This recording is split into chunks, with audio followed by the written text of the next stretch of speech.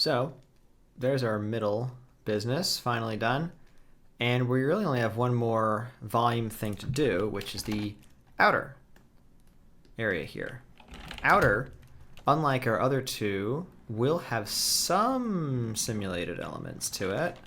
Or element, I should say. But even then, we're going to control it pretty strictly with our own custom velocity field. Custom velocity field, let's do that now. So let's start with a line. Actually, I should say, what is it going to look like? We have this whole thing here. We have this very tight energy in the middle, a somewhat looser energy around here that's still fairly tightly wound, as you can see. And then we're going to have an even looser, still moving in a vortex direction, but not as, again, tightly as this. So it's going to be allowed to have some simulation, but we still have to come up with a velocity field to guide it in this general vortex direction. So technically a sim, but going to be pretty closely controlled by our own velocity field. So what I want to do is I want to model kind of a cone here. It's not unlike this one that we already have, but a wider one out here. And we're going to use that geometry to create a velocity field. I think you'll see what I mean in a moment, but that's, just so you know, that's the general direction we're heading in. A orbiting velocity field that's going to go around this, but it's going to kind of try to keep the smoke at a bit of a distance to this thing. It's going to be right around here. So I'm going to use a line here to start to make our cone. So this will be the center of it. So I'm going to say this is 30 units long. And we'll do our favorite friend here where we resample. I could probably hide this for a minute. So here's our resample, kind of like before, where there's too many dots. Let's bring it down to 0.4. I'm going to make a velocity field that's not super high res. It's going to just be the general guide.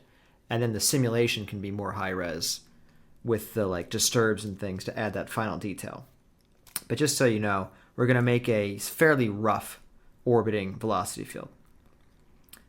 So what we can do here, we're used to using the poly wire on this to do things like that. I want to show you a different way this time. I'm going to make a circle. Let's make a polygon circle. And we can use sweep to actually attach it. So this curve will go here and the circle will go here. Basically it says, take this circle that's oriented, as you can see, along the z-axis, and it's going to sweep it along this line. So that's what it is. It's the circle basically repeated over and over and over again and becomes a mesh. Very cool. The circle itself, I'm going to do 128 divisions just so we have a lot of nice resolution. And then we're going to play with the width of it so that it starts wide and kind of tapers towards the top, as we've been doing in a few other ways. But here's another way to do it. So I'm going to say make an attribute wrangler here after the resample. The resample, we need to have that curve U thing that we are so fond of, where of course it goes from 0 to 1.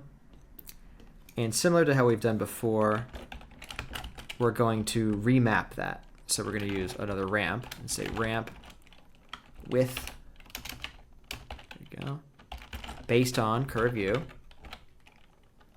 like so. And that should be enough there. And then the actual P scale, usually a thing we use for the particles, for particle radii, that will be used here to say how wide. Basically it's going to scale the circle up that much as it sweeps it along this curve. So the P scale here will fit that U value that we just made from 0 to 1 to some minimum number that will input and some maximum number. Meaning the max size at the base of it versus the max size at the top of it. So let's see what that ends up looking like. There you go. So not much. First things first, 1 to 1. Okay. So we can see that we can make it big on the top, or rather big on the bottom. I'm going to say let's reverse this. I think it'll be more intuitive for me to have it go from like that to that.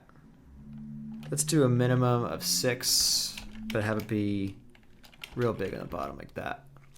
So that's the general look of it. Now let's dial in the actual curve. So interpolate as a B-spline, as we've been doing. And I'm going to say let's do about 1/3 of the way through this. We could literally say 1/3. Well, not literally, but close enough. Something like that. And there you go. Nice curved tube thing. I'm going to turn on our old objects here and say, I'll do this. So look at the circle and I'll template this. There we go. So that's the idea. I want to have this be the center of our orbit where most of the smoke will kind of congregate. So I'm going to make a velocity field that is spinning along, you know, these rings, that is drawing it up along these lines, but then is also, to some degree anyway, pulling any smoke that's not near this closer to it. So that's going to be our 3 kind of factors here. I'm going to call that orbit, going around. I'm going to call that like direction, I guess, going up and along it. And then we'll call it suction, going actually towards it. And then you'll be able to dial those in as we see fit when making this velocity field. Okay. So let's do, I guess I could have just done this add thing. So delete geometry, but keep the points. A little easier to see, and it'll be a little easier for us to make visualizers on here as well. So now to start coming up with those vectors. I'm going to put a polyframe down. Polyframe's pretty good at coming up with these. We'll do a polyframe on, let's see, I guess we should do polyframe on the, not on that. Let's do the polyframe on this, on the actual curve itself. I'm going to hide all that stuff. So polyframe will say tangent. We just want this tangent u. So what that's going to say is it's going to determine the vector that's going from one point to the next. Now, as this is just a straight line, we could have just hard-coded tangent u to just be the y-axis. But for the sake of keeping this as general as possible, you know, we could have had a curvy line, and I still want it to calculate that correctly. So let's see. Let's see it. It's kind of hard to see these things sometimes when there's the actual geometry there. So we'll put my mouse over it, click on the eye, click on tangent u. And we can see a vector showing us the direction. Now, it just looks like a straight line because they're all kind of on top of each other, but that is pretty much correct. So confident the tangent u is working. What else are we going to need? We're going to want the actual normal sticking out from the geometry itself. So come after the sweep here, but before the add, and say construct add normals to points. If I look at the add, I'm going to turn off. So you can see how the tangent u that we calculated here was then transferred to the geometry that we made. See how it's still there? Now let's do a similar thing. Let's look at the normal. So click on N. I'm going to turn off tangent u. So you can see the normal is pointing away from the surface. In this case, it's pointing into the geometry. It's fine. For our calculations, it's not a big deal. Just as long as it's oriented to the surface, I'm happy with that. So that's pretty much everything we need to do the rest of this. The rest of this is going to use some cross products now to actually determine the vectors that we want. Here's a little demo of how cross products work. But basically, it will give us a new vector. So given 2 vectors, the cross product will give us a third vector that sticks out, is basically a new normal to the triangle made by the first two, the input two. The way I like to think of that is that this new vector that it's giving us is the hinge that those two other vectors are swinging around. And that's kind of what we want. We want to determine this horizontal line here, the orbit line, I want to call this. And we're going to get that by getting the cross product of that tangent u. So take any given one of these points. This crossed with this is, again, this orbit line that's sticking out of it. And that's going to be true for any given point on here. So here we go. Wrangle. That should be wrangle. And we'll say a new vector attribute called orbit is going to be the cross product of that tangent u that we just talked about and of the normal. So let's see what that looks like. Once again, come in here, click orbit, turn that back on, turn these ones off. Let's see. Don't see it. Why not? Tangent u, normal. Let's go click on this thing. Sometimes it does weird stuff. So if we looked at the tangent u one, it is a type marker vector. For some reason, when we made this orbit one, it said, you're a color.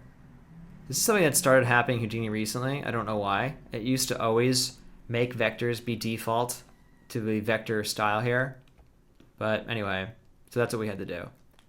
But it works. So now we immediately have a vector pointing in this orbiting direction at every point. So that'll be useful. And again, we're going to use it as a component of our final velocity field later. Now I also need the so-called direction vector, which is going to be the one that flows along the surface upwards. That one, believe it or not, is going to use the vector we just created, orbit, crossed with the normal, like so. So click on this, click on direct, and it probably have the same exact issue as before, where now it's a color for some reason. I'm sure somebody could tell me why this was changed or how to avoid that, but either way, there you go. So we have our orbit doing the orbit thing. We have our direct doing the direct thing. And to be clear, it's the same. The reason why we use the orbit and the normal is the same as before. We're creating a plane, basically, a triangle that is this vector and this vector. And the vector that sticks out of it is the one that's going the direction that we want. This one. And that's why that works. Pretty rad. So that's a pretty, cross products are very, very useful in computer graphics because there's oftentimes you're doing stuff like that in terms of surface direction and such and such and such. So good to know that. In the meantime, I'm going to move on and say, let's actually make our velocity field now.